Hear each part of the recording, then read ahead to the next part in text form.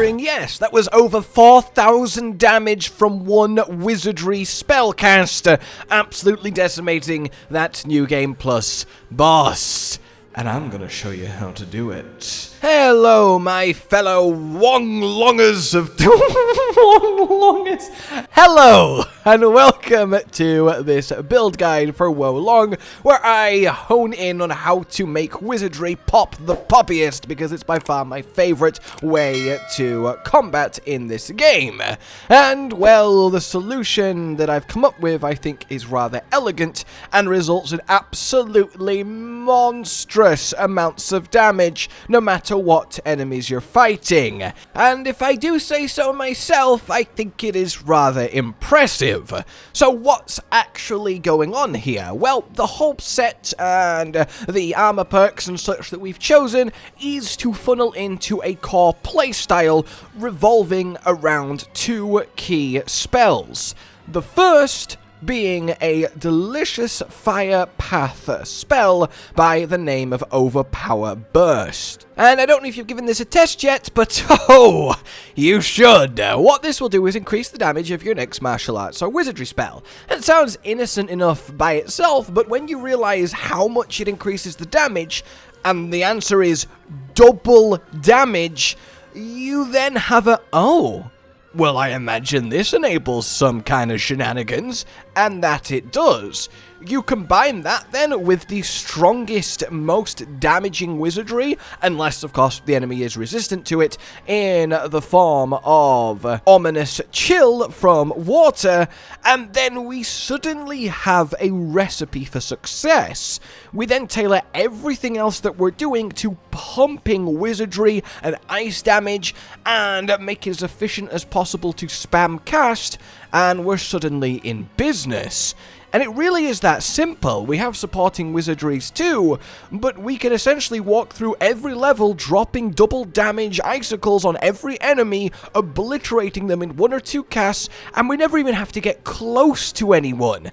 It really is that easy and that efficient.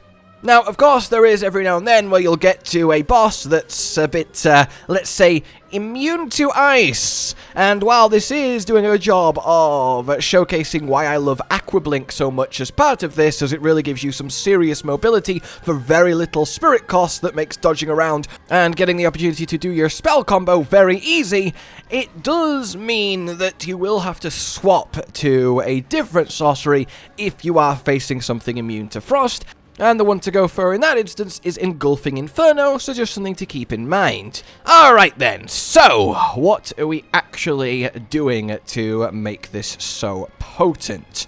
First and foremost, our weapon of choice is the Golden Staff of King Yufu. And while mine is +8, of course in all instances here you want to have everything upgraded to the +9 state, as that does increase the potency of the special effects that you have on the equipment.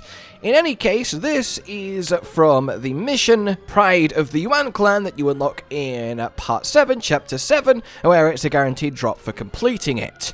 What this does very uniquely then, it's not about a martial art or anything, it will give you a passive of +4% wizardry spell damage. That is awesome, on top of scaling really well with both wood, which we want a good healthy amount of, both for the health and a few useful wizardries, and also importantly water, which we have a load of in order to get the sorcery in question, and then it also does scale with metal, which we will get a lot of too, to have our spells be very cheap. And indeed this is the stat spread you're after at least level 120. You want 30 wood specifically, both for the health and access to perfect restoral. We need exactly 30 fire to get our double damage buff. We need exactly 40 water for our main damaging spell, and then everything past that you just shove into metal for the scaling of the weapon and for cheaper wizardries. So it really is the perfect weapon on all fronts here, and the moveset of the staffs is just absolutely excellent. Then, for the rest of our equipment slots, we are going with the Evil Taoist set, and getting that sweet Instigator of Evil set bonus.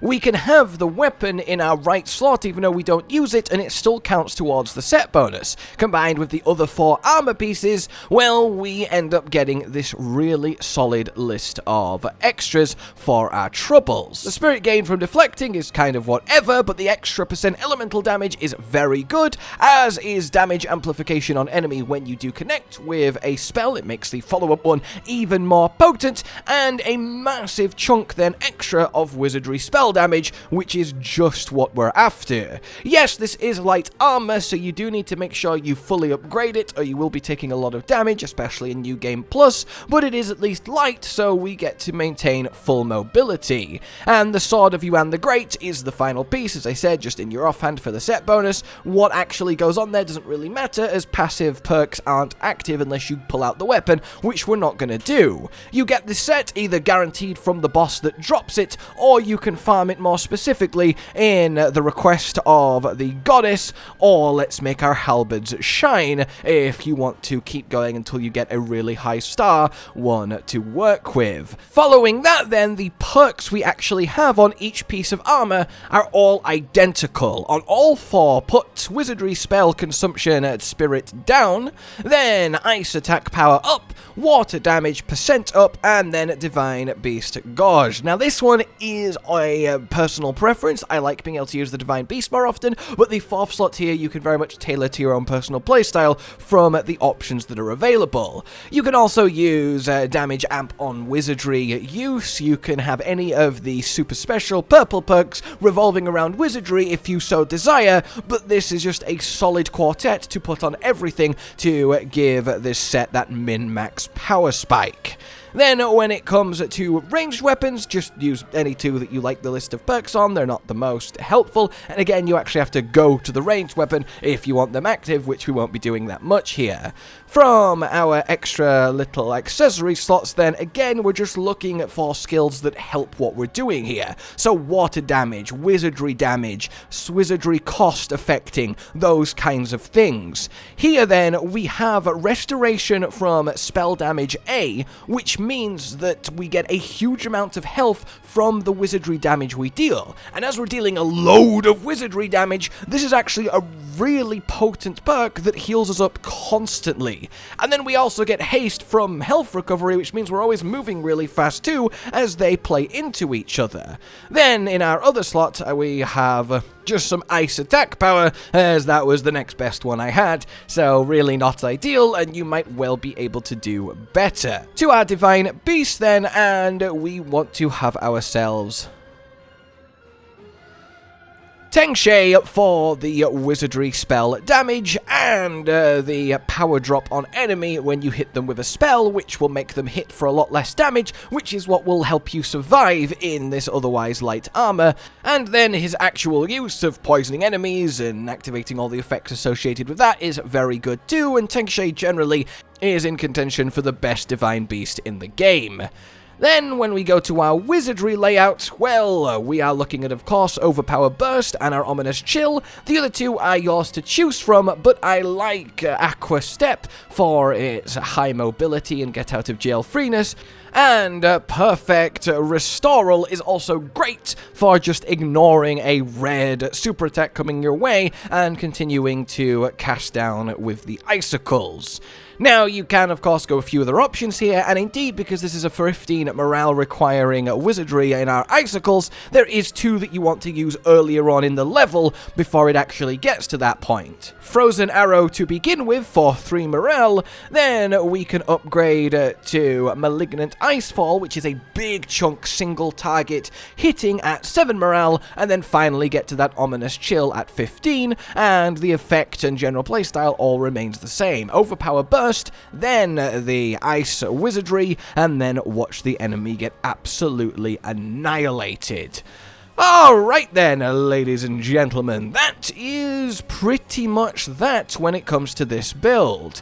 A focus on the strongest wizardry powered up by the other strongest wizardry, and all our equipment is tailored towards the razor-fine sharp goal of making it do as much damage as possible, to the point of you don't even really need to use your weapon, you just kite around dropping icicles and win with overwhelming amounts of damage. It really is fun, and it really is powerful, and I hope you very much enjoy it. For now then, like if you have indeed enjoyed it, subscribe for more, consider supporting the future of this channel on Patreon down below, and until we meet again, a goodbye.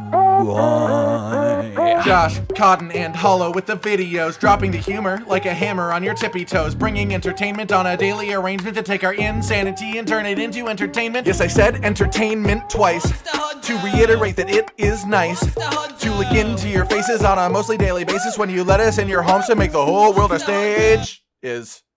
Goodbye.